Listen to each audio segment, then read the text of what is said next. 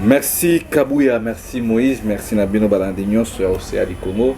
Merci Nabino ba résistant nyonso bisika bozali bezali moko ya mobundeli ya mboka na kombo ya Bruno Mimbenga Oboyebi. Tozalaki arrêté na ba garde républicaine, na ba policier et puis ba betaki ba ambassadeur basaki metaki mibali to affrontaki bango parce que to bangaki te. Parce que bango bazalaki l'esprit que no ba grimacer biso to kozonga. Mais de fait que tokiti na kati ya Gombe tokoti tina inerbe c'est que na ko mi féliciter malgré ba banyangala kata oyo bwe batu ya IDPS musana bino boko maka nini bosa bato matolo ata so totole te quand même pour vous dire que mboko aliro to kende o boye bango chilombo akokende parce que so bozaki mibali to etina ambassade de France résident ces akawana bana mura avanda wana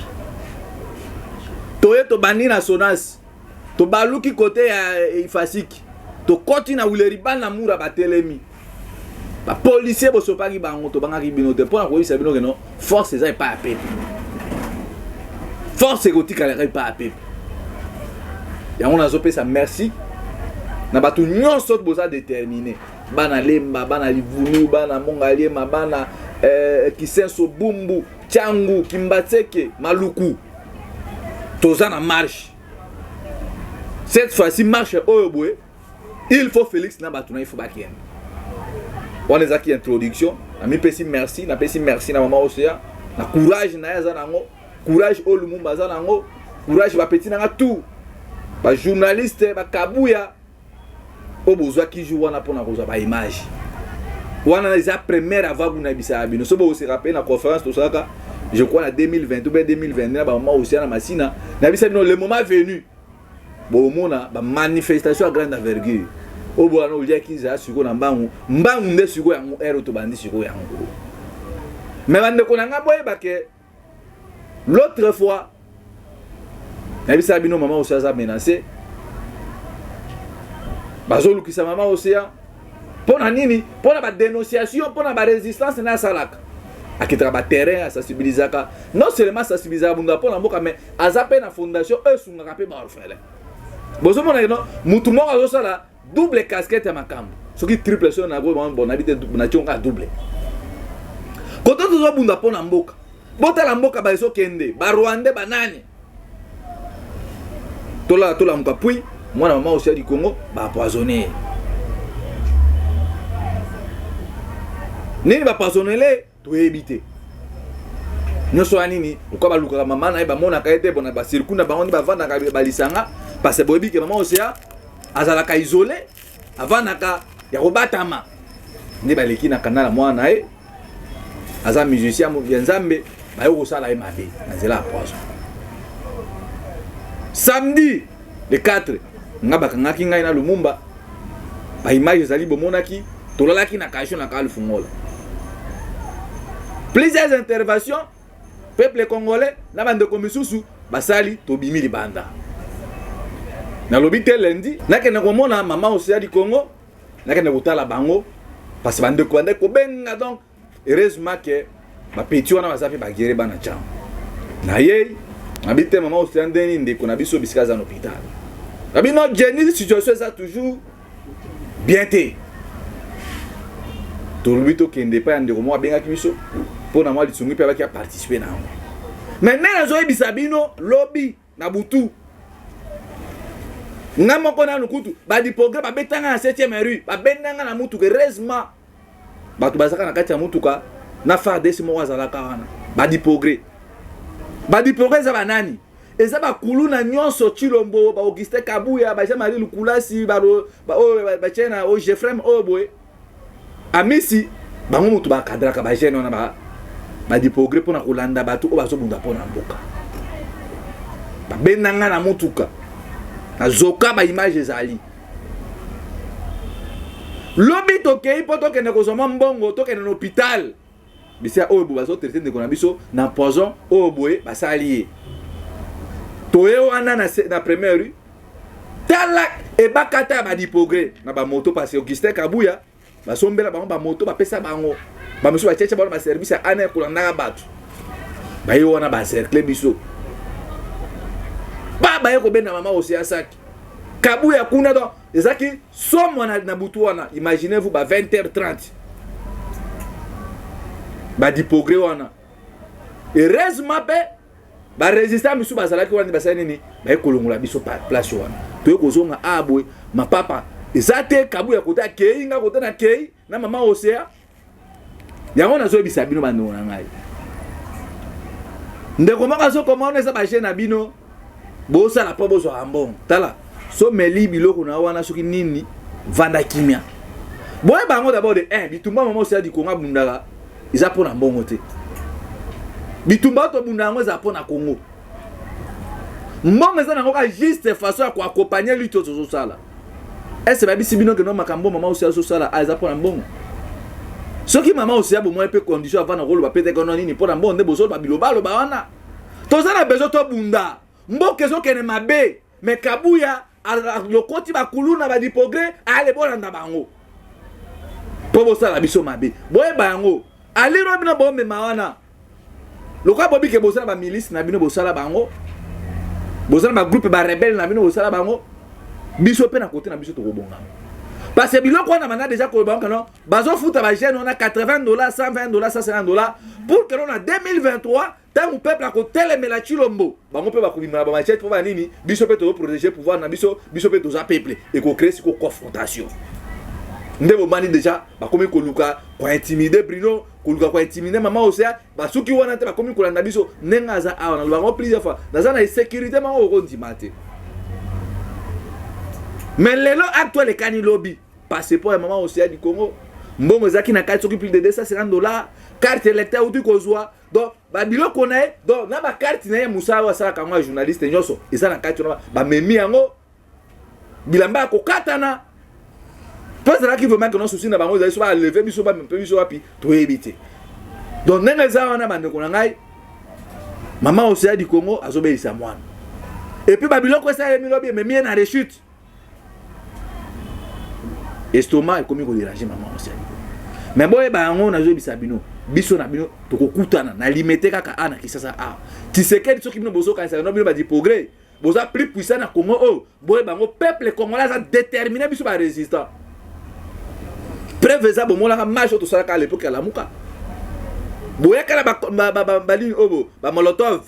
mais na 10e bari bo pakata mbango heureusement boza ka ba policier na bino na ba militaire na bino ba yaka okote la bino mais cette fois-ci boye bango lit oyo boye to comme ça bino tina suka la peur doit quitter nos esprits et déjà ba to ba comme ça nango ko banga déjà le monde na mitio ba congolais ko banga le monde déjà mitio ba kino parce que to affronter ki ba policier to affronter Emmanuel Macron to affronter Chilombo so boza ki mibali bonga pe boya na moi pourquoi boluka biso na butu po boyebi que non Bruno est capable de mobiliser plus de 5000 jeunes Océa Lumumba so ka biso trois comme tia bino mal à l'aise na kin so na province tant to pesa mot d'ordre to ça non na kisasa apona otai sa bino na boye le côté Félix akokende parce que le londe na zolo ba awabo ba M23 ba koti ba encercler Goma lelo ande na zoka awabo na 12h ba M23 ba déposer tu le maison négocier na ba pour la nini ba okonde na dialogue ba M23 ba okoma colonel ba Rwandais ba Burundais ba tuwana tu ba okota mixage brassage ko sale mali susu na kati armée na biso yango tant to zo ba bo soutenir biso parce que comment la babiloko ya boy ils ont fait ça image nini amboka Félix c'est un traître bon on va humilier Félix c'est pas Emmanuel Macron alors bien monsieur tu dois arrêter tu es confusionniste alors bien au gagner une élection en 2018 était au yebinde biso to pesaki Félix a rien ne reçu avant nigné humiliation na kati ya ndaku na omoko botana makambo zo le kalamboka na biso et aujourd'hui là biso tant to so bengi sa peuple toya to bunda botika kulandaka ba leader politicien oyo boy bango tout na lobaka ngo ana banga kati to bango tout do na longola mutu te baza wana pona ba intérêt politicien na bango balinga osa te pona intérêt ya peuple nani akotombola musapia wana Congo alo bakeno to bunda bitumba pona revendication to benga na ba Rwandais bazonga na mboka bango bomona ka ba leader wana marche pacifique biso to za na besoin ya soulèvement populaire bino bozo benga sa peuple po ya ko sa marche pacifique oui ça trahison bande kunanga ba congolais bande kunanga ba diaspora boye ba yango tango biso to bimaki le premier maman aussi na ba Lumumba na ba Kabuya to bimaki pacifiquement to bimaki avec détermination que tu veux confronter ba tout oyo to bimaki que non net ozo kende awa to yebi tumba to ete que non to yemba ba kanga biso ba photo to kanga nini non to yel parce que to vi que non peuple il faut ça la soulèvement à venir non de mutu ça en danger mais bino bozo benga ba tout na marche pacifique bon libérer comment na marche pacifique bon libérer comment na ba déclaration bon libérer comment na ba internet nana kolongwa bon to libérer comment na ba marche ndenge zo sema na France bon ça Emmanuel Macron ça ma problème na France nan. Pourquoi Emmanuel Macron repère ça français et les sauter a repère ça biso ba les so a bon après si biso ba résister les sauter parce que après ça que tu lombo les so pour humilier que monsieur il faut qu'on a mon na yo potine ko komi wana o biso ba français tout ça qui na zela les dirigeants ça qui ministre affaires étrangères fait s'ensuit à côté loko na même na katia nanda kunaye est-ce que bozo ka ba fatiga ba zo de lango lisusu mais qu'est-ce qui se passe lelo oyo boy bando ko bele ba kondana ngai Bruno bino bokabola ka ba leader ngai tala peut-être bino bo mona ngaka pour la mamuke nena vana ka boy ngana pesa na pona ngape pour que ba leader mi bale wana batia kina lamuka basa la réconciliation makambo biso za makambo te tokolo bango wa makambo biso za te tokolo bango mais bango mutu na mutu za na vision na ye mutu na mutu amona nzela na ye mutu na mutu ata l'intérêt na ye ngasa par na ngai mama baza ba papa na biso ozui papa Mozito ozui papa Fayulu baza ba papa na ngai papa na kufa na aja 45 soto sa nini to pesi conseil ba ve fumunzanza banani balingi koyoka te erreur pe na lobaka mo plusieurs fois erreur ezape na entourage ya tous les deux côtés poto konane kaka ta onne musatu onne muzambe te erreur eza ba proche collaborateur ba leader wa bakosa ya bango mabe yo za danger yo nani boy eza lokola jibe na wera son mais lelo oyo boy tango bato bazo loba Moïse Katumbi président Jean-Pierre Bemba batika Fayulu na Mozito ba préférer ba kena ko soutenir Chilombo ko rappeler pa ya Emmanuel Macron ko humilier que monsieur organise na élection te élection vérité za ki koto oyo ba leader on a batikali force na kati ya la muka résistance la muka ne tombera pas tête inde siko toza ingeta Moïse ka ko soutenir batu wa Moïse Katumbi nani Laurent Onyemba bomona yango akata charte la muka na télé 50 afinga Fayulu obli mangala ngafinga ko finga papa Fayulu te na critique kana s'opposa kana na bango na s'opposa kana papa Mozito bonga sepe na ngote na ofinga ka batona jamais critique ne siko na Congo koma solo bidi kambo oza contre au teleme non ba kata charte la muka bandimi kotika biso na résistance ba ke o soutenir Chilombo lelo obo babimi ba ye oteto ye ba ye ba diaboliser Fayulu ba diaboliser Mozito rankine koti entre bango mibale kaya Kabila ba resi kozwa Fayulu et puis boye bango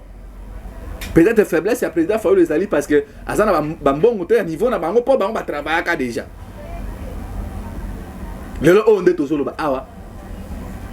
les 11 bazo tambola liboso zaki ke les 11 bazo tambola lokola la muka mais la muka pour ça la muka il faut batona mi balé Mozito na Fayulu ba signer so bo tali communiquer liboso emblème ya la muka ezali te lobby awa ba yeko kuta na Davos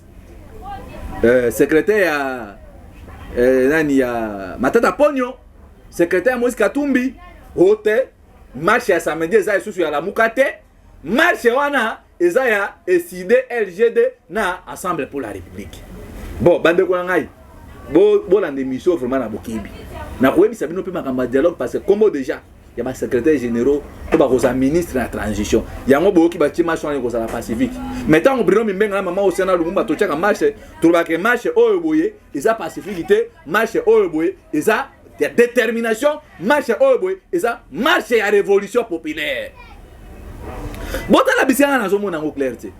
Katumbi asali réconciliation na Kabila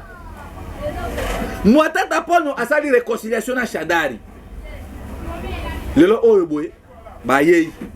n'est-ce pas pour ma popularité à Fayulu mais boye ba que popularité pas de ça tenir ezaka liboso makambo changer boye ba à l'époque tant to so tambola awa boye bloc patriotique bango ba ko tambola ndenge na bango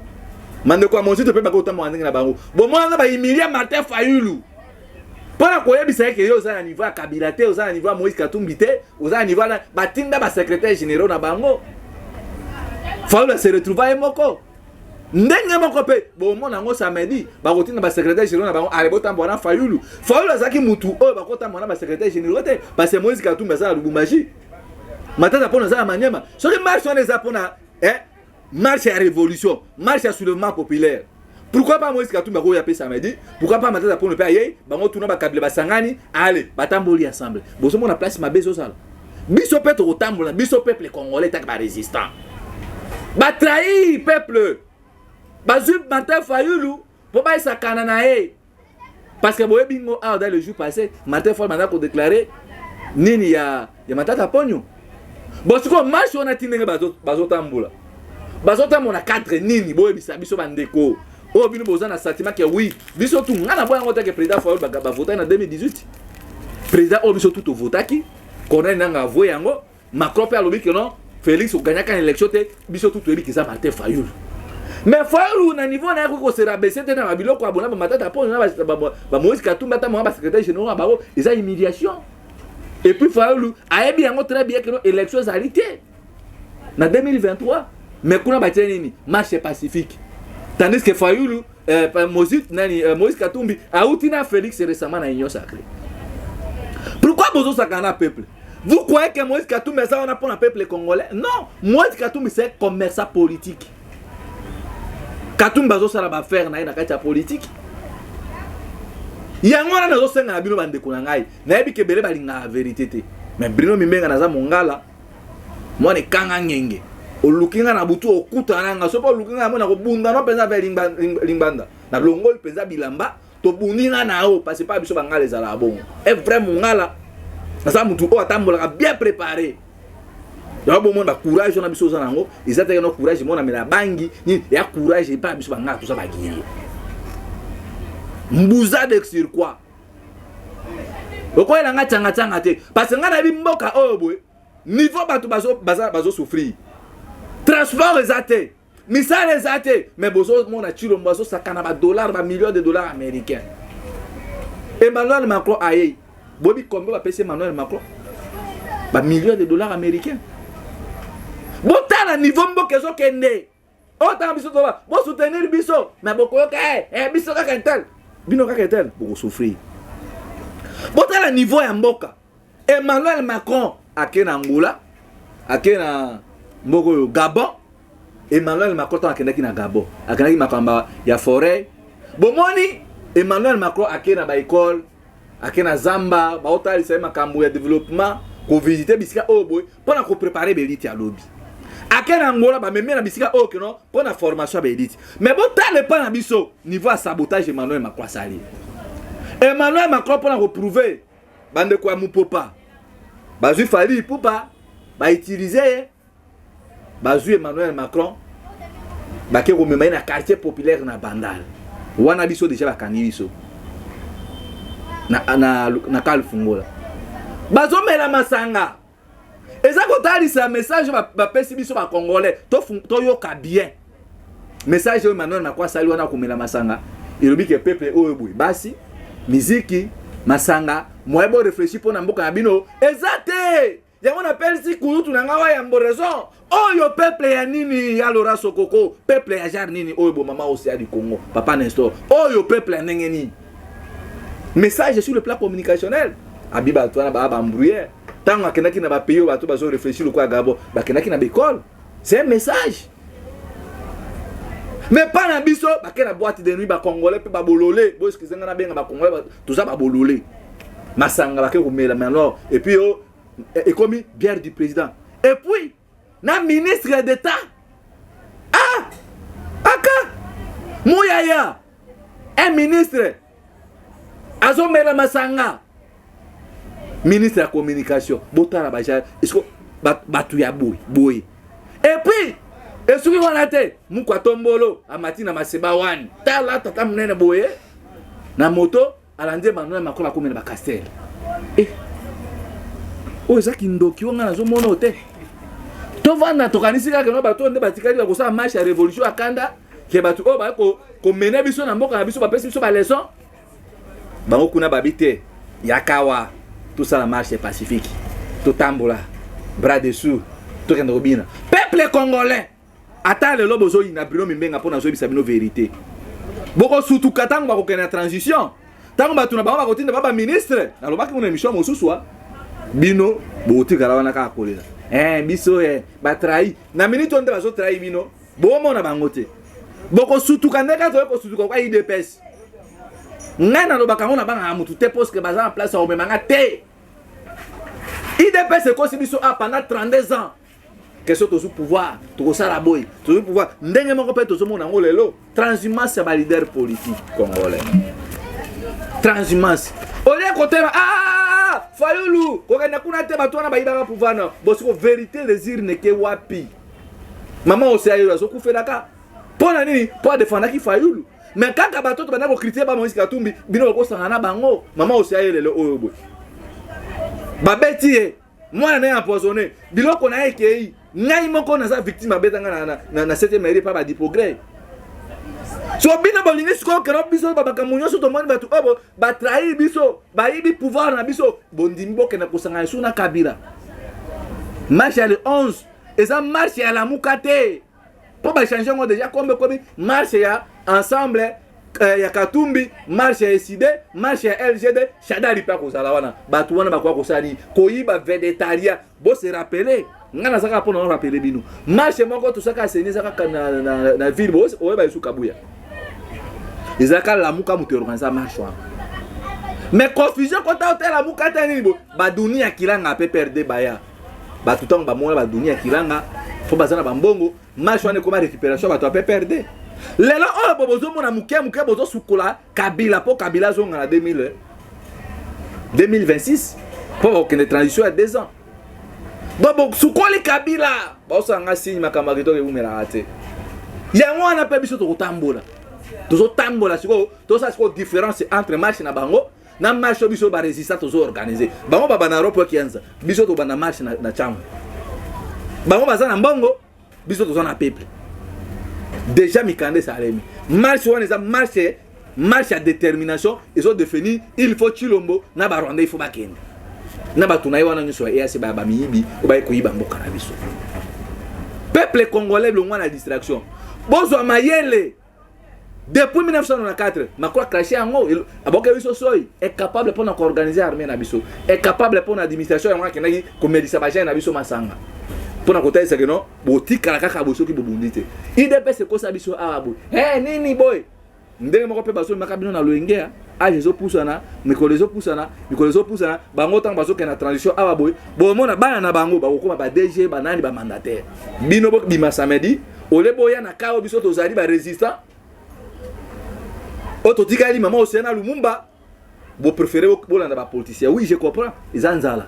pourtant bo kende wana Moïse Katumbi obise ba million matata pona misi ba million Kabila tindi ba million ba pesi bino ba 5000 boka na osa marche pacifique bobini bozongi passe na génération passe na jeunesse congolaise bazo manipuler pas ba policier congolais mboka zo kene mabe dollar comme na 25000 pour son malade $10 il faut ça 30,000 francs na kisasa pas mon toit déplacer il faut ça na 10,000 francs pour bima transport collier comme il passe là on a 5,000 na bino bo partager mission oyo toza déjà trahi ba leader politique ba trahi biso so comme tango oyo boy peuple congolais zo makambone na boko mama océan makambolekela ki lobby azo ka bien te je ne crois pas peut-être que non on continue sa émission vi o mona kilobi ba di progrès wana ndenge baba bayaki yango na sengi na bino biso bango ba otambola biso pe to otambola peuple congolais luka place o bunda ke non pour na intérêt na o landa 5,000 pour 5,000 wana ba opeso chaque jour te vo meto bunda to boto la mboka Félix Tshisekedi le Rwandais to imposer ba dirigeant oh bakopesa misala ba investisseur bakoya ba misala komona na batu c'est ça le ko biso tozo bunda Congolais comme à respecter ba Rwanda ba s'occuper na Rwanda biso to s'occuper na RDC c'est ça mission na biso bo soutenir biso yo po oza continuer au finga so fingi la bagarre pe à boule toko kanga pe nyembes allez dit ta mère bo soutenir biso bo tina ba moyen pour que to bagarre na Tshisekedi po Tshisekedi nga zawana azana idée ya glissement mais biso to logique ya glissement ezate logique na biso zali ko bengana Félix Tshilombo numéro zawana na plus de 143 81 73 11 702 plus 243 81 73 11 702 wana ndo ko komela Bruno Mimbenga oyipa otindela ba résistant parce que biso doza te tota mona musique atumba kata charte la muka e ko sale maté bo benga biso bo s'abonner idée na yo contribution na yo ils appellent les bienvenus to affronter bana mura ba chikata na bande ko na biso na nyoso ba o abenga ba ba ngana bino tukutani matondo